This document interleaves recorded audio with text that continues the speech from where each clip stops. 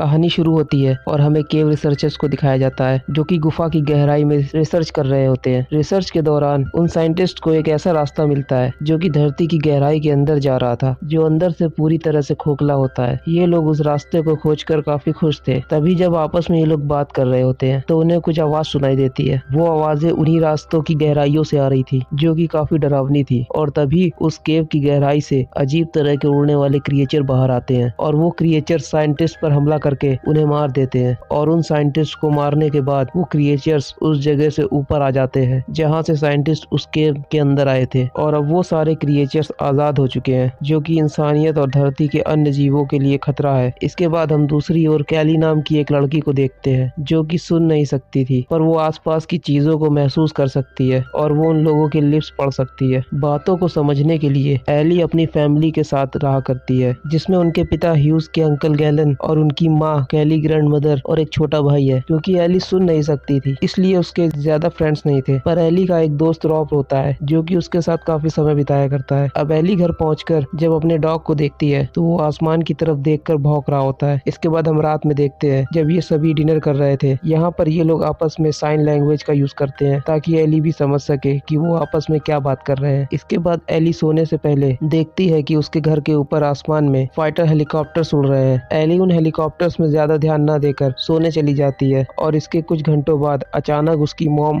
उसे उठाती है और सभी लोग टीवी के पास जाकर बैठ जाते हैं। उनके घर के आसपास शोर हो रहा था, आसमान में फाइटर प्लेन उड़ रहे थे और यहाँ टीवी पे न्यूज चल रही होती है कि फिंसबर्ग और फिलाडेल्फिया में अचानक से बहुत भारी मात्रा में लोग मर रहे हैं कुछ अजीब से उड़ने वाले क्रिएचर्स की वजह से, और यह तेजी से फैलता जा रहा है। यह बात सुनकर ह्यूज की फैमिली डर जाती है। यहाँ ह्यूज का पड़ोसी गैलन भी पहुंच जाता है और तभी इन लोगों को न्यूज में अफेक्टेड एरिया से एक वीडियो दिखाया जाता है जहाँ पर एक लेडी अपने आप को बचाने के लिए अपने बच्चे के मुंह में टेप लगा दिया था और वो एक नोट लोगों को दिखाती है जिस पर लिखा था कि शोर बिल्कुल भी मत करना। यह सुनने के बाद ह्यूज अपने फैमिली में सबसे कहता है कि सभी लोग अपने फोन को साइलेंट कर लो। टीवी पर वही प्राचीन केव भी दिखाया जा रहा था जहाँ पर साइंटिस्ट रिसर्च करने गए थे और वहाँ से उन अजीब से क्रिएचर्स को आजाद कर दिया। और तभी अचानक टीवी ब्लैंक हो जाती है और इमरजेंसी ब्रॉडकास्ट चैनल चालू हो जाता है जहाँ पर बताया जा रहा था कि सभी लोग घर के अंदर रहना, अपने घर के दरवाजे और खिड़कियां बंद कर लीजिए और आवाज नहीं करनी है और घर से बाहर बिल्कुल भी मत जाइए। यहाँ ह्यूज का दोस्त गैलन अपने घर से औजार और हथियार लेके आना चाहता है ताकि अगर वो सारी क्रिएचर्स इन सब पर हमला करे तो वो बचाव कर सके, जिस पर ह्यूज कहता है कि नहीं, हमें बाहर नहीं जाना है। अभी अभी न्यूज पर बताया गया है कि हमें घर के अंदर और शांत रहना है। पर ये लोग शहरी इलाकों में रहा करते थे, जिस पर एली कहती है कि हम आबादी वाले क्षेत्र में रहते हैं, जल्दी वो क्रिएचर्स यहाँ तक पहुँच जाएंगे, हमें यहाँ से चले जाना चाहिए। तो ये सभी अपना सामान तैयार करके यहाँ से दूर सेफ जगह में जाने का फैसला करते हैं। ये सभी अपनी अपनी गाड़ियों में सामान रख रहे थे और इसके बाद ये लोग 2 गाड़ियों में अपने आप को बचाने के लिए यहाँ से निकल पड़ते हैं। तभी रास्ते में एली शहर की ओर देखती है जहाँ की हालत काफी बुरी थी। वहाँ पर उन क्रिएचर्स ने हमला कर दिया था। हम दूसरी ओर सबवे स्टेशन में देखते हैं जहाँ पर लोगों की बॉडी पड़ी हुई थी। उन क्रिएचर्स ने किसी को भी नहीं छोड़ा, पर कुछ लोग अभी भी सबवे के अंदर अपने आप को बचाने की कोशिश में शांत बैठे हुए थे। पर तभी अचानक यहाँ पर एक लेडी जिसका बच्चा छोटा होने की वजह से रो रहा था और क्योंकि इन लोगों को बचना था तो वहाँ पे एक आदमी उठकर उस लेडी को सबवे के बाहर जाने के लिए कहता है। वो लेडी जब सबवे के बाहर कुछ दूर आगे जाती है तो अचानक उसका बच्चा रोने लगता है और वो सारे क्रिएचर्स उस साउंड की ओर अट्रैक्ट होकर उन्हें खत्म कर देते हैं। दूसरी ओर ह्यूज और उसकी फैमिली कार से आगे बढ़ रही थी। उन्हें कार के रेडियो से न्यूज मिलती है कि पूरे स्टेट सीबोर्ड इलाके में इमरजेंसी घोषित कर दी गई है। इन नागरिकों को चेतावनी दी जाती है कि इफेक्टेड एरिया से दूर चले जाइए। यहाँ एली अपने दोस्त रोब से बातें कर रही थी टैब पर। रोब अब भी अपने घर पर ही होता है। ह्यूज और गैलन कुछ दूर आगे जाने पर फ्यूल स्टेशन पे अपनी गाड़ी रोकते हैं। इधर गैलन और ह्यूज अपनी गाड़ी पर फ्यूल डला रहे होते हैं। एली जो कि अपने डॉग को बाहर टॉयलेट कराने लाई थी कि तभी वहाँ पर एक आदमी उस पर गन तान देता है। यह देखकर एली की फैमिली उसकी ओर तेजी से जाती है। यहाँ पर वो शख्स ह्यूज से कहता है कि जल्दी से गाड़ी की चाबी दो। वो आदमी काफी घबराया हुआ होता है। इतने में गैलन आकर उस आदमी को अपनी बंदूक से मार देता है और उसे वहाँ पर जख्मी हालत में ही छोड़कर ये लोग यहाँ से आगे बढ़ जाते हैं। थोड़ा और दूर आगे जाने पर गैलन और ह्यूज देखते हैं कि आगे काफी ट्रैफिक है, तो यहाँ पर गैलन यहाँ से आगे निकलने के लिए शॉर्टकट रास्ते का इस्तेमाल करना चाहता है। तो गैलन और ह्यूज अपनी गाड़ियों को लेकर जंगल के रास्ते यहाँ से निकलना चाहते हैं। ये उस शॉर्टकट रास्ते से आगे बढ़ रहे थे। आगे गैलन की कार होती है कि तभी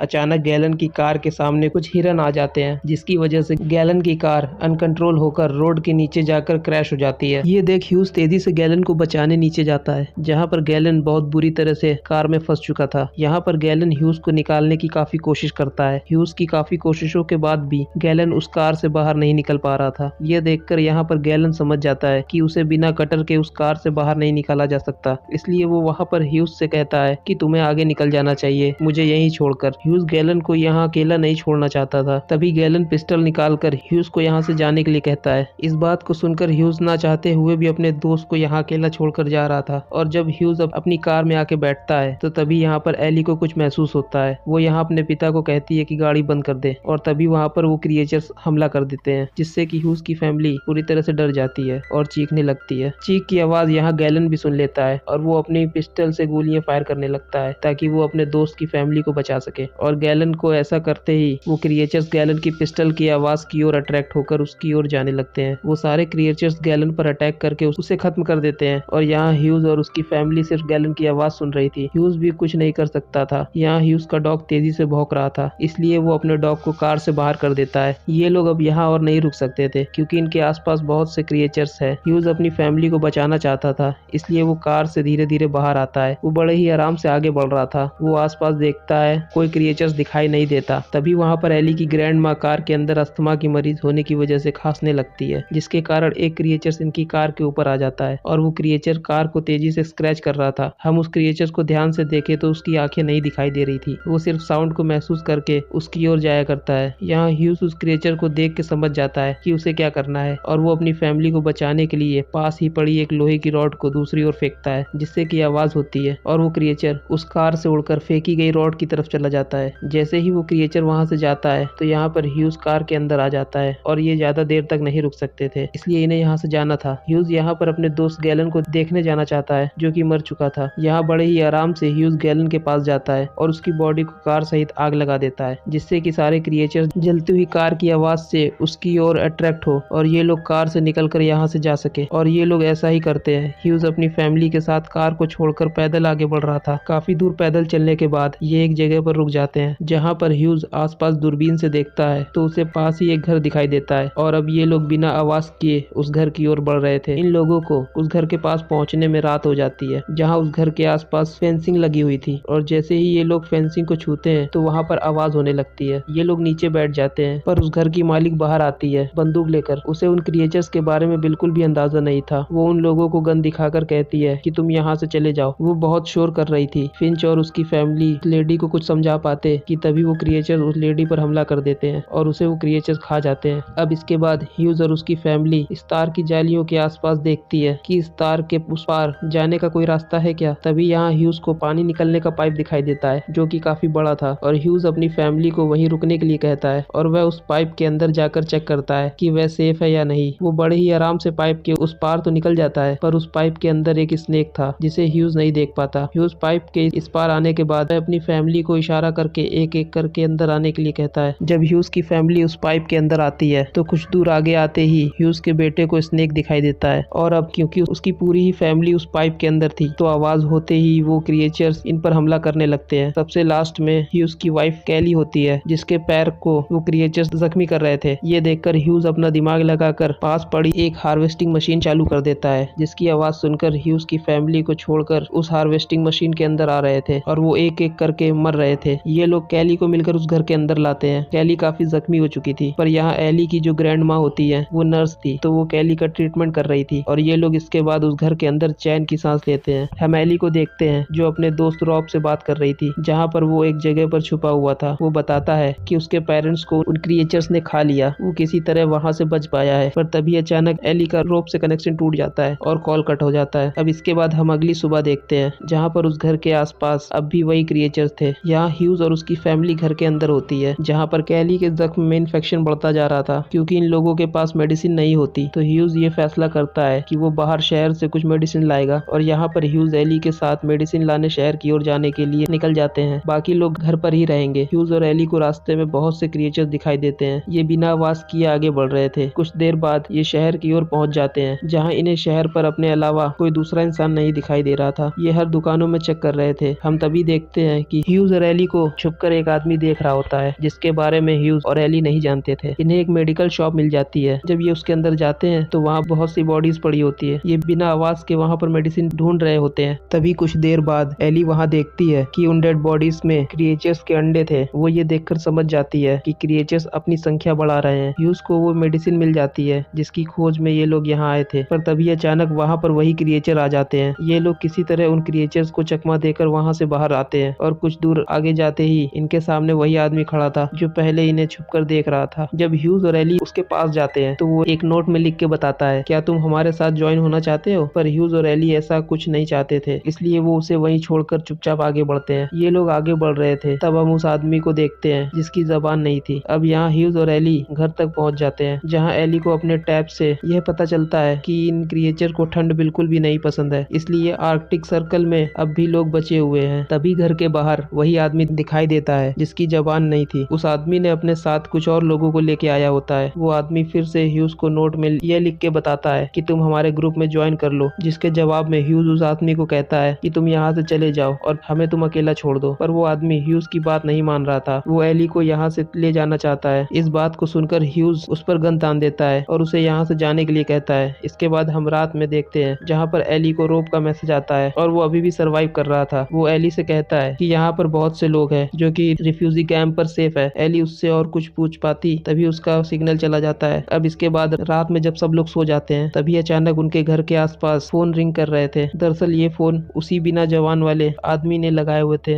जो इन लोगों को खत्म करना चाहता है। ये लोग किसी तरह उन फोन्स को बंद करते हैं कि तभी अचानक कुछ लोग आकर एली को पकड़कर उस घर से बाहर ले जाने लगते हैं। पर यहाँ पर एली की ग्रैंड मदर अपने बच्चों को बचाने के लिए उन गुंडों को पकड़कर बहुत तेजी से आवाज करने लगती है, जैसे कि वो सारे क्रिएचर्स उन पर हमला कर देते हैं, जिससे कि एली की ग्रैंड माँ मर जाती है। पर अब भी वो बिना जवान वाला आदमी जिंदा था। यह देखकर ह्यूज और उसके बाकी फैमिली मेंबर्स मिलकर उस आदमी को मार देते हैं और इसके बाद अगली सुबह ये लोग वहाँ से आगे निकल चुके थे। ये सभी उस रिफ्यूजी कैंप की ओर बढ़ रहे होते हैं, जिसके बारे में रॉब ने एली को बताया होता है और एली को रॉब का मैसेज मिल गया था कि वो रिफ्यूजी कैंप कहाँ पर है। और इसके बाद रॉब के साथ मिलकर एली उन क्रिएचर्स का शिकार कर रहे होते हैं। जब तक ये क्रिएचर्स इस दुनिया में हैं तब तक ये लोग इसी तरह रहेंगे। और इसी के साथ ये मूवी यहीं पे खत्म हो जाती है। मैं उम्मीद करता हूँ आपको मूवी जरूर पसंद आई होगी। मिलते हैं अगली वीडियो में।